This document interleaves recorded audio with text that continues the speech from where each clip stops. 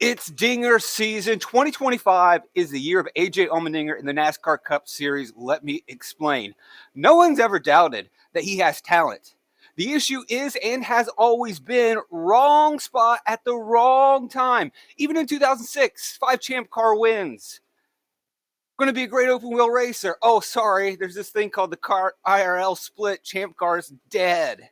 And so after that split that didn't work out, he split, went to stock car racing where he could get more sponsorship and be in a healthy organization. 2007, 2009, running for Dietrich and Red Bull.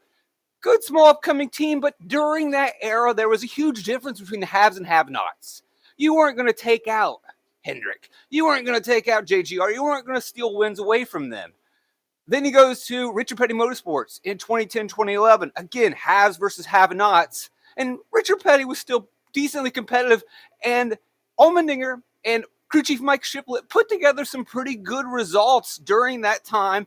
Enough so that Roger Penske came knocking, put AJ in that Penske car until they kicked him out of the Penske car. Why'd they kick him out? Because he tested positive for Adderall. Really? Is that what we're doing?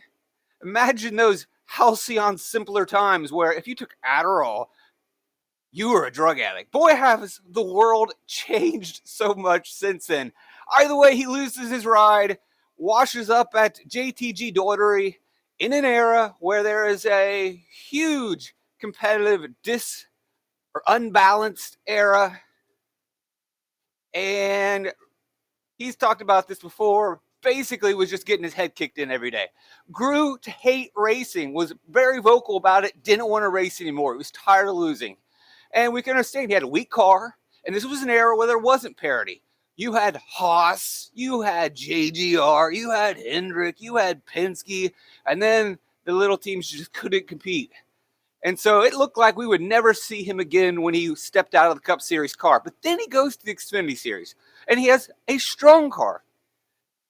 And there's no parity in that series either. But now he's on the other side of the coin, and he puts together amazing results for Kaulig, running for championships. And we can clearly see, once he finally gets in the right spot, then you can see his talent.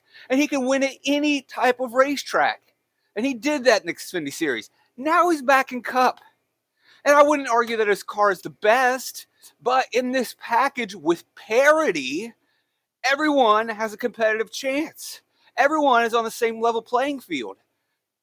Does he have the best equipment? No. But this is not like early eras in his career where the haves had a huge advantage over the have-nots. There's parity, his car is fast enough, and we saw it last week with the top 10 car at Las Vegas. You look at Homestead over the last 2 seasons, a 5th place finish, an 8th place finish. Top 5 driver rating in 2023, top 10 driver rating in 2024. It's not smoke and mirrors. You give him a shot, give him in a good spot, his talent comes through.